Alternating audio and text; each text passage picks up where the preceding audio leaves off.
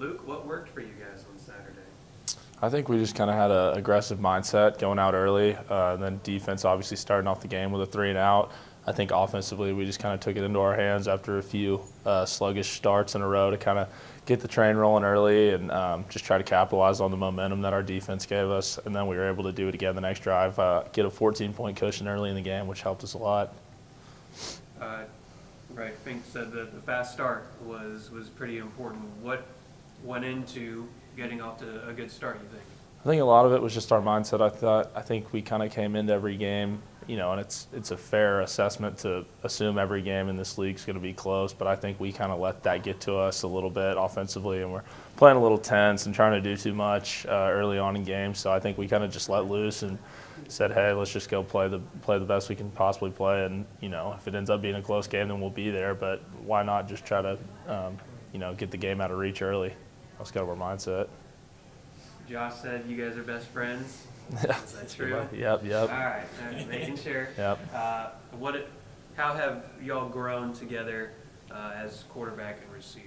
I think my redshirt year, Josh was obviously playing, so I was able to sit back and watch some of the things he could do at an early age. And then I had a prior relationship with him before we got here, so I kind of knew what type of player he was, what type of guy he was, and his football IQ and whatnot before we even got here. So I think sitting for a year and a half before I really got in game action helped me a lot, just kind of seeing how he plays. And then obviously we have a good relationship off the field. And then just over time, the reps that we've had together and the trust that we have has kind of played into our success.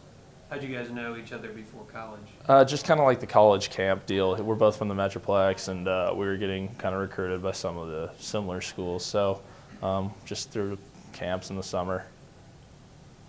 So, Luke, you're one of the guys that I think really started the movement of Feed Fink, the hashtag and everything. Yeah. So you throwed him 12 times, or he catches the ball 12 times Saturday, and he gets to 2,000 yards for his career. Is that just a testament to how much he's put into this program and how you two connected?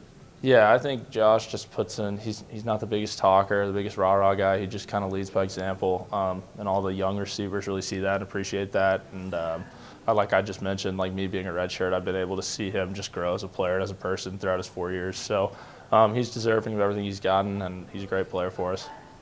Absolutely. And with that win Saturday against HBU, after two rough road losses, how does it just feel for your team? What's the momentum like in the locker room after getting back in the win column? Yeah, it's good. Obviously, it's tough early on in the year, taking 3 tough conference losses, especially for me, because I feel like some of those were, obviously every win and loss kind of lies on the quarterback's shoulders. So I took some of that stress on myself, and I think now we're just trying to go one game at a time, not try to look 5 weeks in advance like I feel like we kind of were early in the season.